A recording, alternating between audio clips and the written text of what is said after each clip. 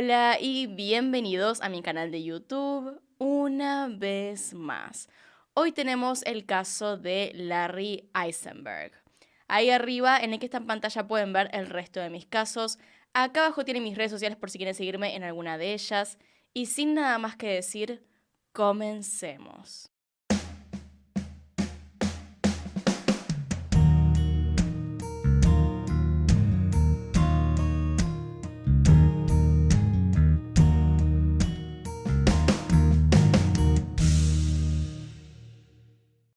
Larry Eisenberg nació en 1950 en Estados Unidos. Después de terminar la secundaria, se anotó en la Universidad de Idaho para obtener un título de ciencias forestales. Y una vez que terminó de cursar en la universidad, se puso a trabajar en la industria maderera. Aquellos que conocieron a Larry afirman que era una persona muy trabajadora y que de hecho su mantra de vida era trabajo duro. En 1974, a sus 24 años, conoció a una mujer llamada Ann con la que llegó a casarse y tener 2 hijos, Jessica y Dean. Según su familia, Larry fue un gran padre, amoroso y trabajador. Un vecino excelente que siempre tenía una sonrisa en la cara. El matrimonio con Ann se fue deteriorando con el tiempo. Sin embargo, decidieron quedarse juntos hasta que sus 2 hijos fueran mayores de edad. Una vez que eso sucedió, a los 29 años de matrimonio, se divorciaron. Un tiempo pasó hasta que Larry conoció a otra mujer. Esta vez ocurrió en la Coeur d'Alene Chamber of Commerce. Y esa mujer es Lori Barnes, de 50 años en aquel momento. Ambos se llevaron bien desde el comienzo porque tenían una pasión por los negocios, según como ellos lo describían. Lori nació en 1953 y vivió una buena parte de su vida, especialmente su infancia, dentro de una secta que seguía la religión LDS, más conocidos como los mormones. Sin embargo, la familia de Lori no tenía mucho dinero y por lo tanto a veces dormían en casas de campo, en lugares descuidados y sin protección, sin tener un hogar permanente. Ella siguió en la misma religión y se casó a sus 19 años con un hombre llamado Stephen Barnes. En 10 años de matrimonio se enfocaron en agrandar la familia y tuvieron 6 hijas. Finalmente, Lori se separó de Stephen Barnes en 1996 y junto a eso dejó la iglesia y decidió mudarse junto con sus hijas a ni más ni menos que a Coeur d'Alene, el mismo lugar donde vivía Larry. Coeur d'Alene es una ciudad en el noroeste de Idaho. Es conocido por el lago del mismo nombre, en el cual se suelen hacer deportes acuáticos. En los alrededores hay senderos para recorrer entre la montaña Canfield y el bosque nacional Coeur d'Alene. Es una ciudad con un aire bastante vacacional, con varios hoteles y actividades por todas partes. En este lugar, Lori comenzó a trabajar de manera independiente como liaison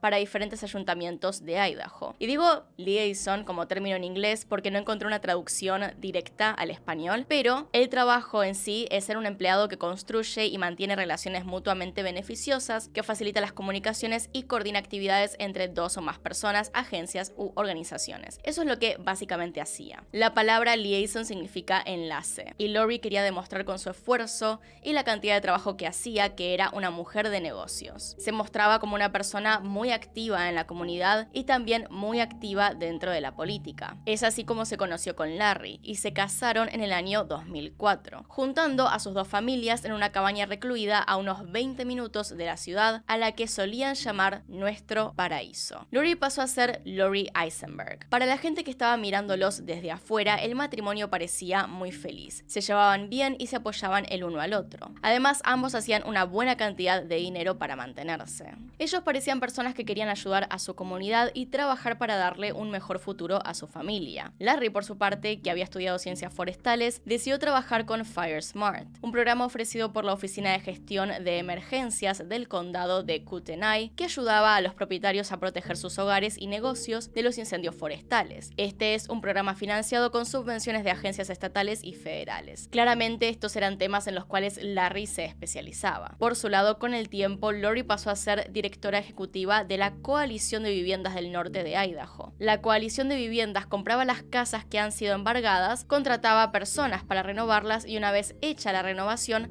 las vendía o las alquilaba. Y en aquel momento les estaba yendo muy bien. Para cuando sucede esta historia, de todas formas, Larry ya estaba retirado. No trabajaba y por eso pasaba sus días disfrutando lo más que podía con su esposa. Y es entonces, bajo este contexto, que pasamos al día de los hechos.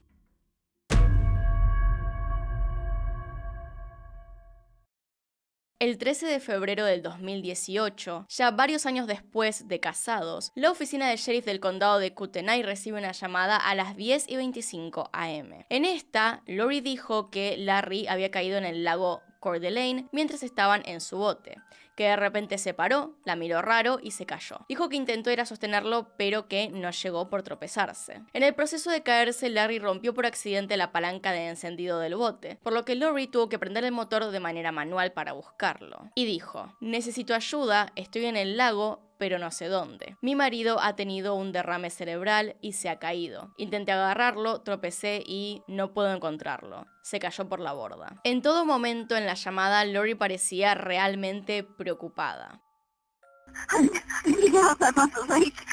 I'm sorry, I can't understand you. What's the address? I'm on the lake, but I don't know where. My husband he had a stroke and he fell over. He's in the water? He's gone. I've been looking for him for hours.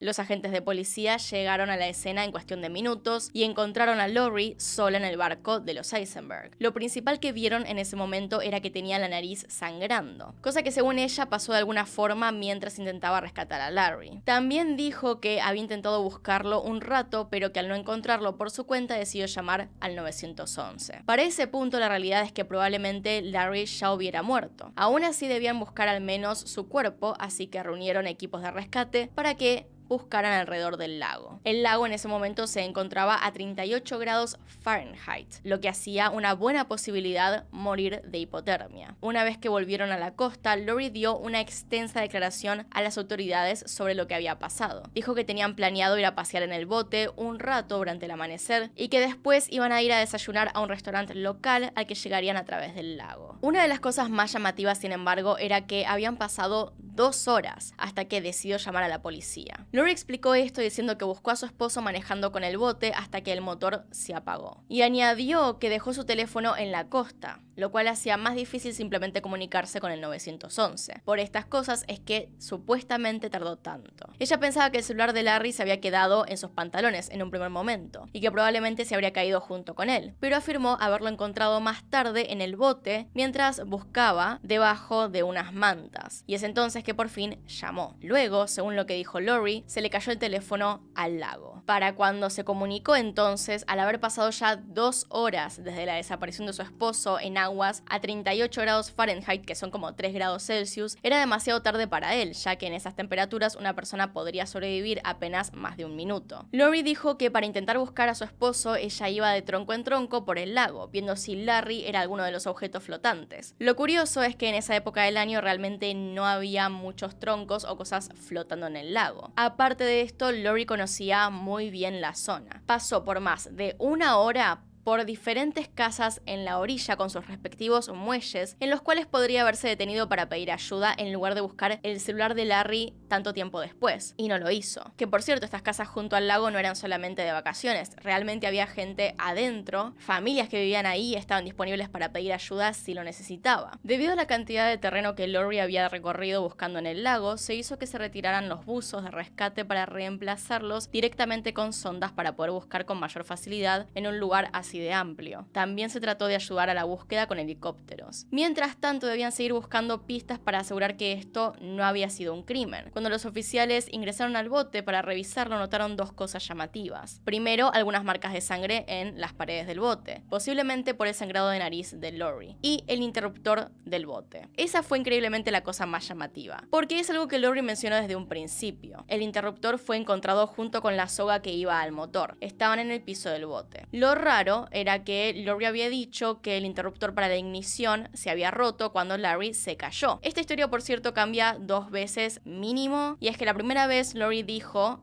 que le parecía que había tenido un derrame, que simplemente su esposo se paró, la miró raro y se cayó. Pero después empezó a asegurar que en realidad Larry había estado intentando arreglar el motor y que en eso la miró y se cayó. Entonces, según Lori, cuando se cayó estaba presionando la llave y por eso estaba todo roto, la cual también pareciera ser la razón por la cual perdió tanto tiempo y tuvo que hacer todo de manera manual. Sin embargo, las cosas que estaban rotas seguían estando ahí en el bote y todo esto debía estar conectado para que el motor funcionara. Para peor, la llave de la ignición estaba doblada. Lori intentaba justificar esto con el hecho de que su esposo se había mantenido sobre la llave cuando estaba teniendo este ataque. Sin embargo, parecía más algo que podía llegar a suceder debido a un forcejeo. Su declaración inicial tenía algunas fallas importantes, pero no lo suficiente al parecer como para llevarla detenida o indicarla como sospechosa. Pesaba también dentro de todo esto el hecho de que Lori tenía algunas conexiones con la policía y otras fuerzas del orden público, digamos que tenía amigos en diferentes ayuntamientos. Igualmente, todo lo que les dije acerca de lo que hizo al momento de intentar rescatar a Larry eran actitudes que podían confundirse con la desesperación. Así que a menos que hubiera alguna prueba de que mató a su esposo o lo dejó ahí a propósito,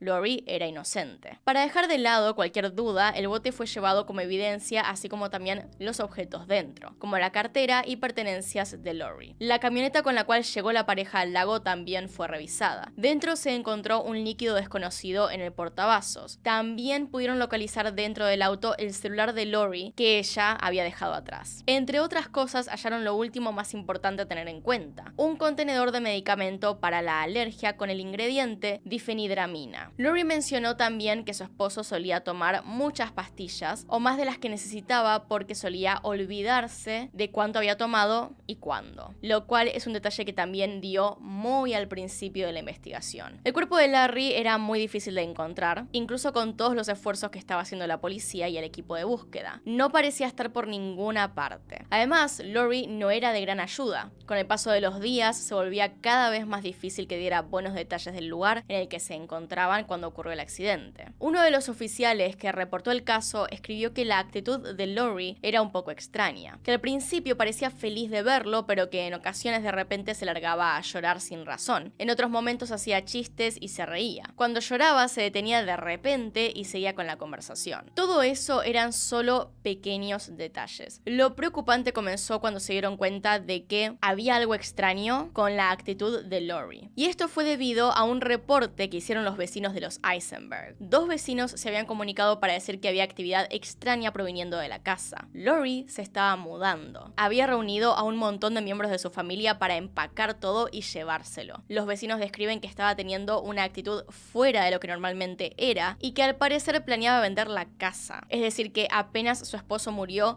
no solamente empacó sus cosas y se estaba yendo, sino que inmediatamente quería poner a vender la casa. Si fuera solamente que quería dormir en otro lugar porque la casa le recordaba a su esposo y no quería eso, es una cosa. Pero vender la casa inmediatamente ya es otra. Unos días después de todo esto, sucedió algo que definitivamente cambiaría la perspectiva que se tenía respecto a quién era Lori Eisenberg. El Coeur d'Alene Press informó que Lori ya no era empleada de la Coalición de Viviendas del Norte de Idaho, y la coalición había ordenado una auditoría interna debido a unas irregularidades contables. Una investigación revelaría que durante los años anteriores, Lori había malversado casi $600,000 de la Coalición de Vivienda del Norte de Idaho. Tenía acceso a sus cuentas bancarias, supervisión de sus actividades y había presentado facturas falsas de empresas establecidas a nombre de su hija y con su consentimiento. Todo esto fue terrible para la familia y amigos de Lori, quienes no la veían como una persona capaz de hacer tal cosa. De hecho, no tenía antecedentes de nada parecido. Todo esto había comenzado unos años antes. Lori era parte de esta coalición en la que trabajaba con el supuesto propósito de crear casas que pudieran ser más baratas. Reacondicionarlas era la tarea principal. Las compraban, las arreglaban y así las podían vender a gente por precios más razonables. Lori se encargaba de hacer las facturas y pasar entonces las diferentes compras que hacían para los cambios en las casas. Pero también tenían una contadora aparte que se tenía que asegurar de que no hubiera cosas extrañas ocurriendo en los libros que llevaban las cuentas. Fue en el 2015 y 2016 que esta contadora vio que algo estaba pasando. Había muchos cheques siendo firmados por personas que no estaban autorizadas.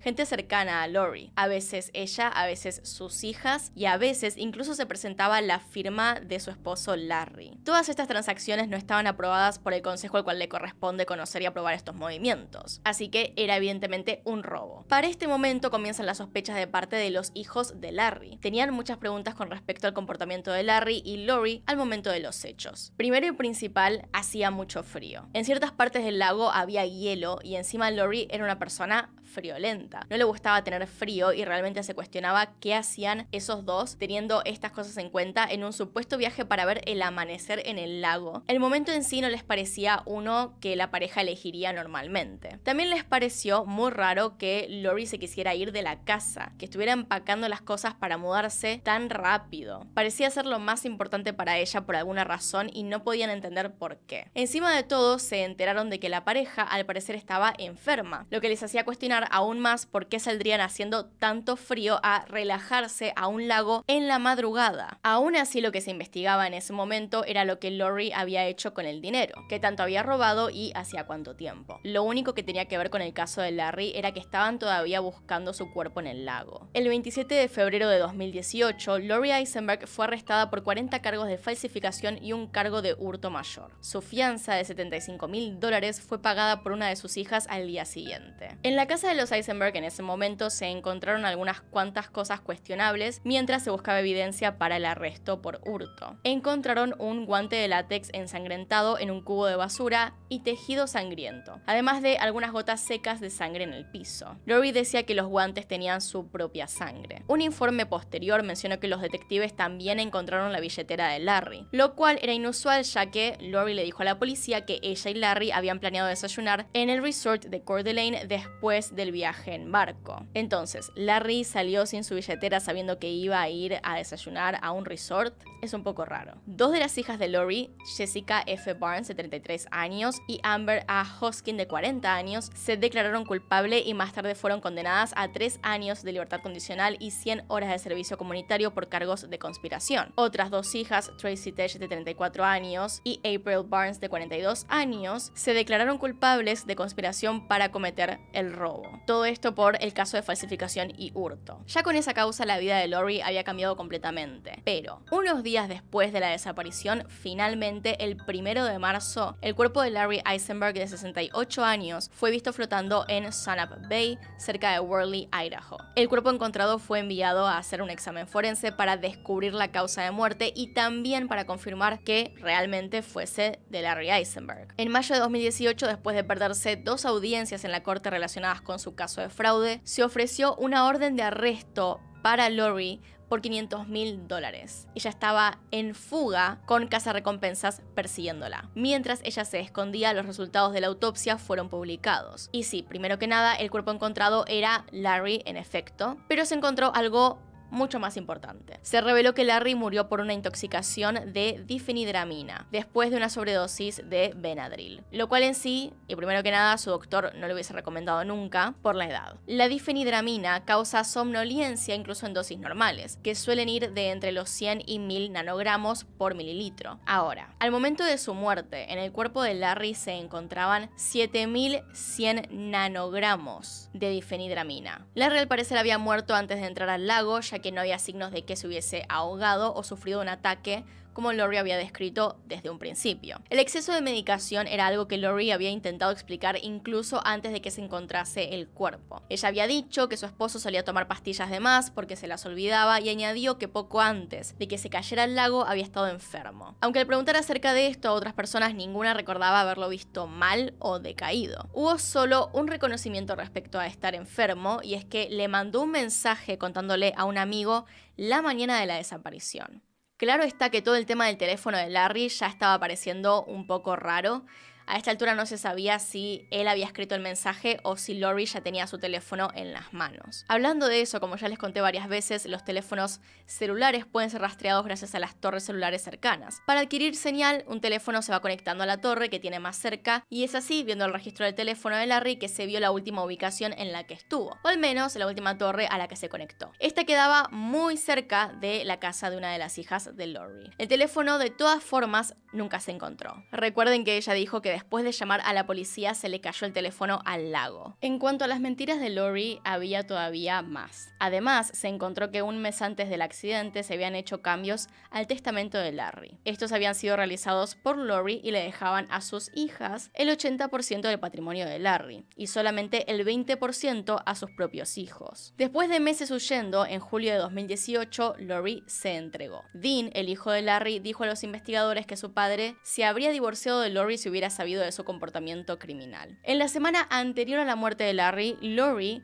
había cancelado la suscripción de Coeur d'Alene Press de la pareja, sabiendo que ese diario estaba a punto de publicar un artículo sobre lo que había hecho. Lori además se había negado en un principio a dar su computadora personal como posible evidencia a la policía, y como se deben estar imaginando, era porque tenía cosas que ocultar. Luego de un examen a la computadora se encontraron búsquedas en internet sobre profundidades del agua, ahogamientos, alquiler de botes y accidentes en botes, entre otras cosas que también la seguían incriminando. Un día después de la muerte de Larry, el 13 de febrero de 2018, Lori le envió un mail a la coalición de vivienda del norte de Idaho, que decía lo siguiente: como ya saben, Larry y yo tuvimos un accidente ayer. Puedo pagarlo todo tan pronto como pueda vender mi casa. El mail es básicamente una disculpa y un intento de convencer de que va a pagar las cosas, de que puede pagar lo que se robó. Todo esto para intentar zafar de lo que se le venía, pero había estado robando por años y había muchas pruebas. En enero de 2019, Lori Eisenberg se declaró culpable de 3 cargos de fraude electrónico y un cargo de robo de un programa federal. Fue sentenciada a 5 años de prisión y se le ordenó pagar una multa de $20,000.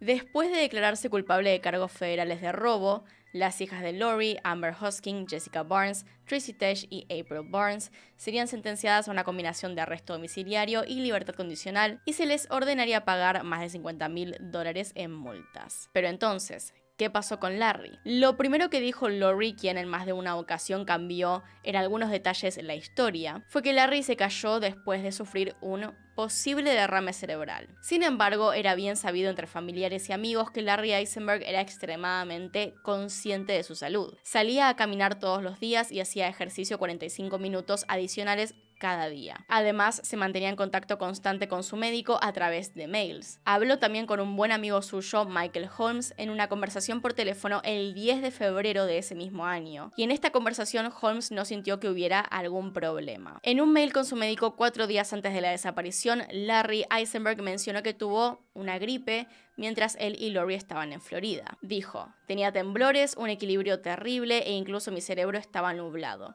Estoy bastante mejor hoy. Ese fue el mayor problema de salud que tuvo Larry antes de desaparecer. Los síntomas que se describen como sobredosis de Benadryl son somnolencia, visión borrosa, aumento de ritmo cardíaco, presión arterial baja, confusión y delirio. También se dice que causa boca seca, náuseas, vómitos, inestabilidad y alucinaciones. El día antes de que su esposa informara que Larry se había caído por la borda, él y Lori fueron recibidos cerca de su casa en Bobcat Trail por un vecino llamado Steve Snarr, quien le dijo a los investigadores más tarde que Larry estaba de buen humor ese día y muy feliz. El 13 de febrero, la mañana en que se informó que Larry se había ahogado, Jessica Eisenberg, la hija de Larry, recibió una foto a través de redes sociales a las 6:43 am desde el teléfono de su padre desde el barco en Sunup Bay. El mensaje adjunto decía lo siguiente: es fácil ver por qué Sunup Bay recibió su nombre. Explicaba que Larry y Lori iban a dar un paseo en bote por la mañana antes del desayuno en The Resort.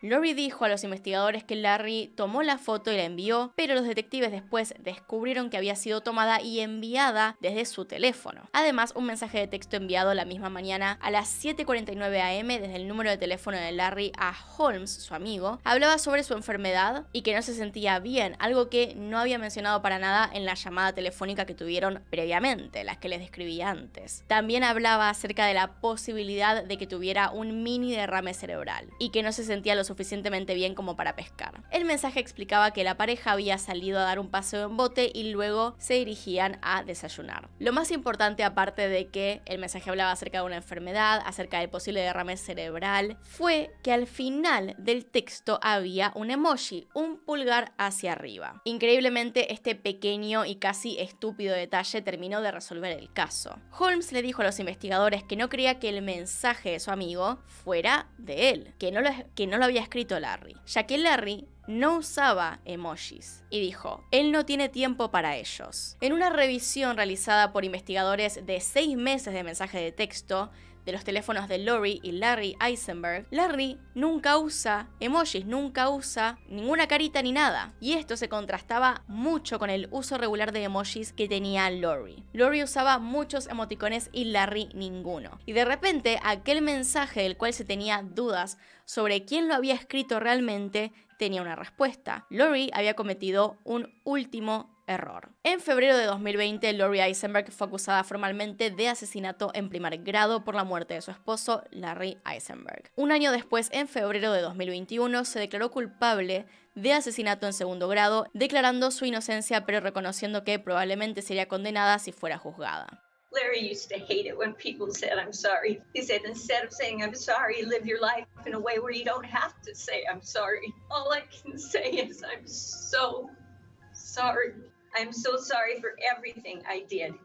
Starting with the embezzlement that resulted in the lies, deceit, and ultimate betrayal of the love and the trust of the people I love, especially Larry. En su sentencia del 25 de mayo del 2021, Lori afirmó que la mañana del asesinato de su esposo se había preparado una bebida venenosa para suicidarse, pero que Larry la bebió accidentalmente mientras ella dormía en el barco. Esto podrían decir que es un intento de que se la culpara de otro tipo de asesinato, pero el juez la verdad que ni se inmutó y la condenó a 30 años de cadena perpetua. Es decir, 30 años hasta que pueda pedir la libertad condicional. Ahora, ¿qué creen ustedes? ¿Le creen a esta persona que realmente se quería matar y que en realidad se tomó la bebida con Benadryl su esposo?